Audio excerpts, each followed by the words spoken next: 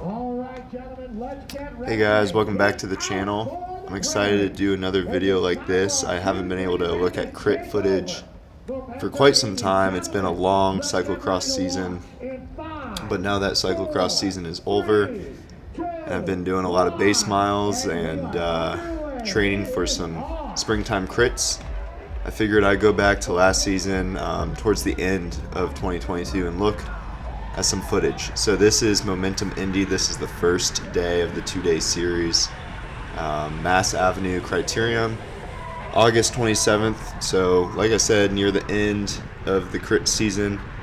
And this is the Cat 2-3 race. So a lot of people in here, a lot of variety and skill level and power and fitness. And this is a interesting one. Usually we have 4 corner crits, or if it gets spicy, sometimes we have 6 or 8 corner crits, but this is a 3 corner crit. I think this was my first one.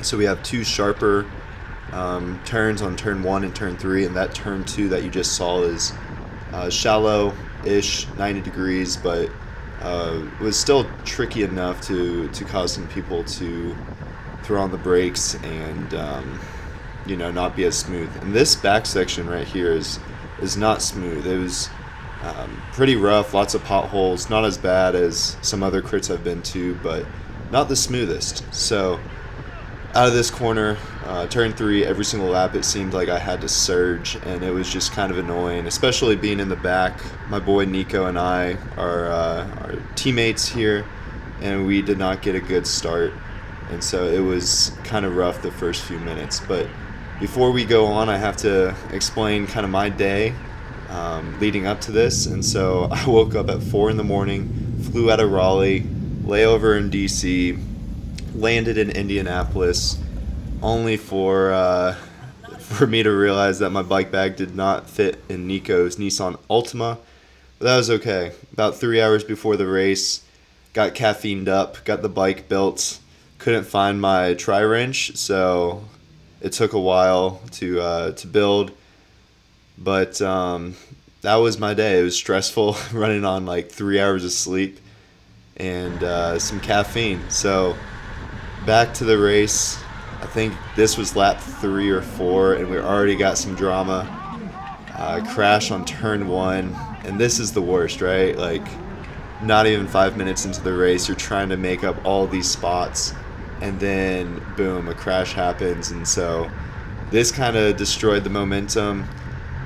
I was kind of frustrated, but half expected it because it is a 2-3 race. I think we had 80 people in this race, so there was a lot of bumping elbows and that sort of thing going on. But that's kind of just the nature of this day. There's a lot of people to sift through and try to get to the front, and I haven't reached Nico. Nico is up a few spots from me right now, so my goal is to get up to Nico. The goal in this race was to race for Nico, get him a podium finish, and you can see Nico here on the right side in the red bibs. And so it's not until 15 minutes in that I kind of make myself known to Nico and say, hey, I'm still here, haven't gotten taken out yet. Maybe that's some foreshadowing for the rest of the day. This was one of the sloppiest crits I think I raced in 2022, maybe all of my crit career. This was the sloppiest race, but you gotta have the bad days to appreciate the good days sometimes. And so I gotta explain the setup, the bike setup that I have. So I was running a 56 tooth chainring.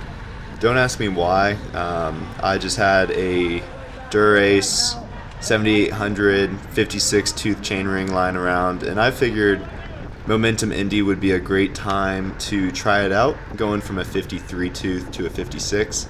I thought they were going to be power heavy courses, but I obviously did not do my research.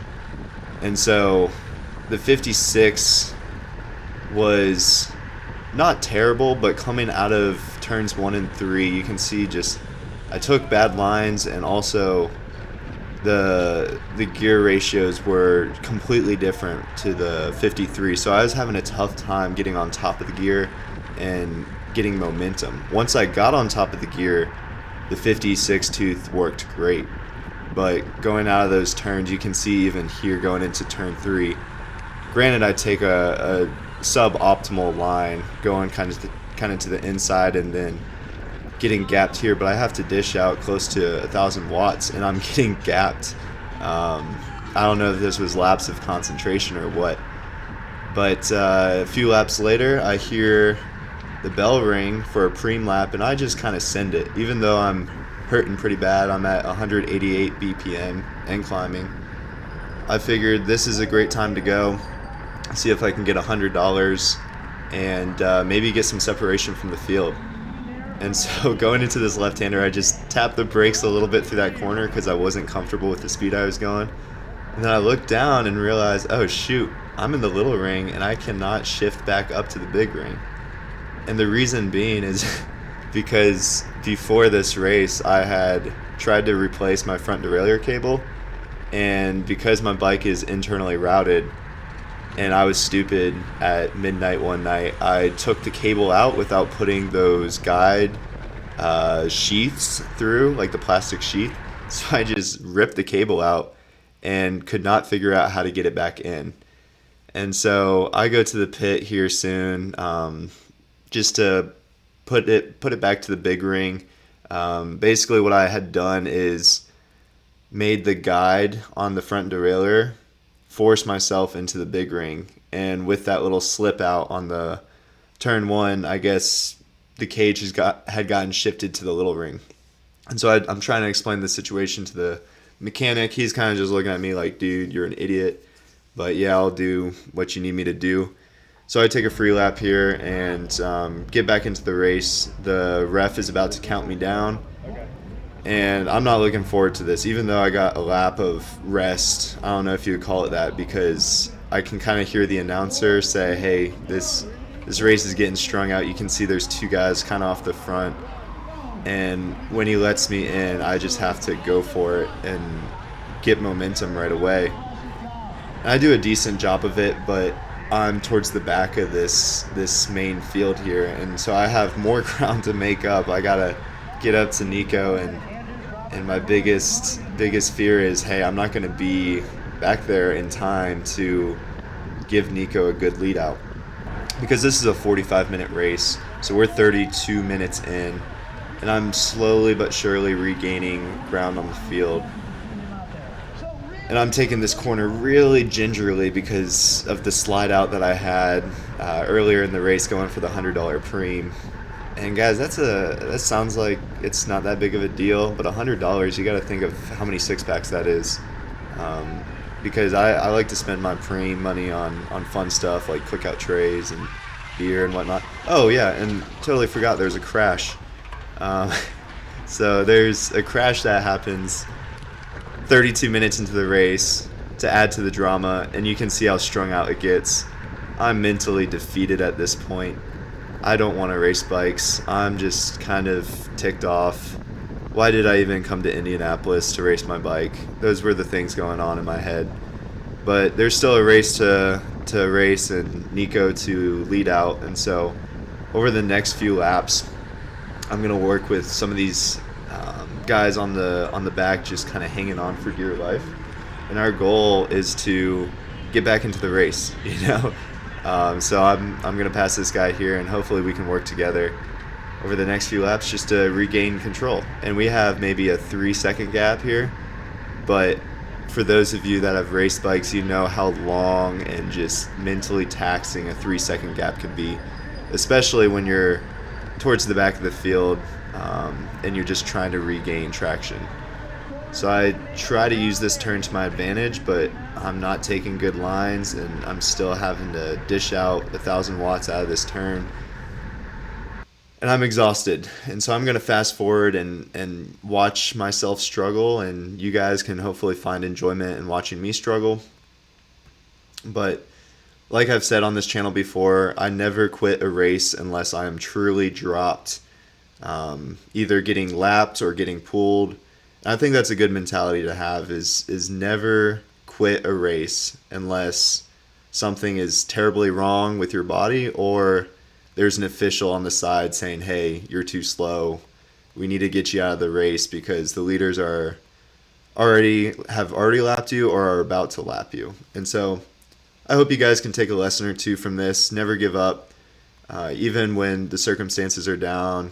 When you get caught behind 2 or more crashes and you almost wreck yourself going for a beer preem, just keep on going.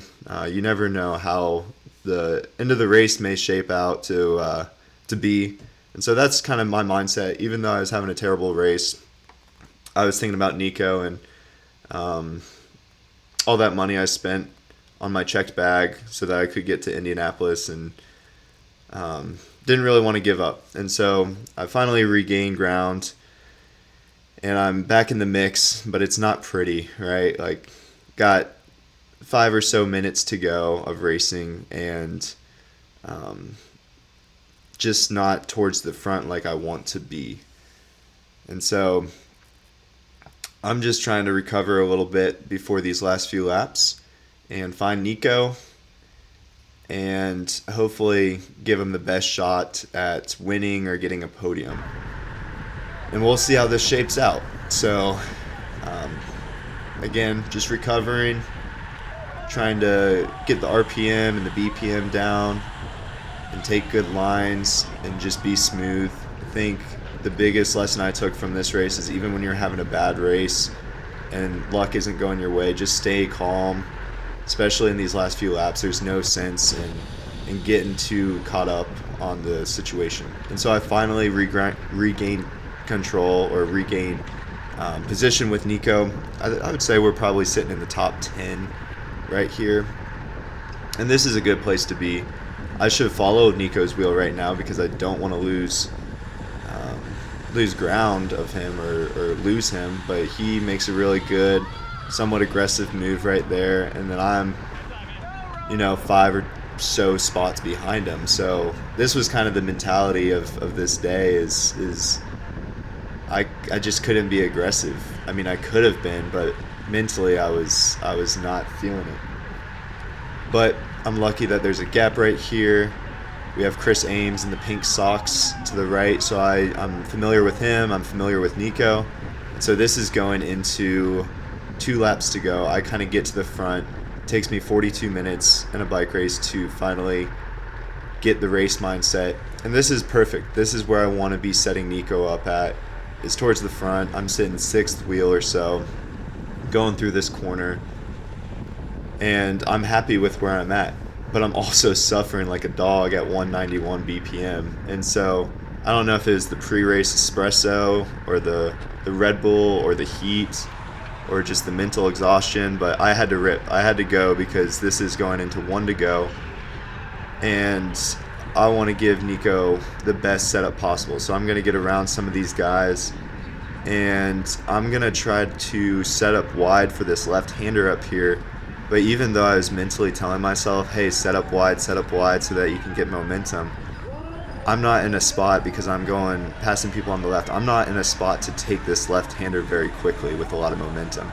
And so Preston here kind of takes the line I want to take, and now I have to hop on his wheel as best I can. But then I let this gap open up, and this power-up guy takes the wheel, and that's not anything bad, any bad racing, except me just not taking ownership over that wheel. And so right here I kind of look behind me and see where Nico's at. He's not directly behind me, but I think he was 2 or 3 wheels behind me, and so that's why I kind of hesitate here. I needed to not hesitate, not even look back. I just needed to go for it, because if Nico's not on my wheel, that's kind of on him, right? And I'm just doing my best to get him the best position. So coming into this left-hander, I try to cut it inside, but this power-up guy just he stops pedaling and he loses all this momentum, which makes me kind of tap on the brakes. And I just got to give it my best sprint, which wasn't great. And I'm just praying that Nico's going to come around me because I'm super tired. So there he is. Nico sprints for 12th. I think I finished 18th, which was not our goal. Really sloppy day. It was a good day for some of them, some people, but 18th at Indy was not what we came to do. But there's some race stats for you guys. I hope you enjoy these videos, enjoyed this one, and I'm coming out with some more here soon. So I'll see you in the next video.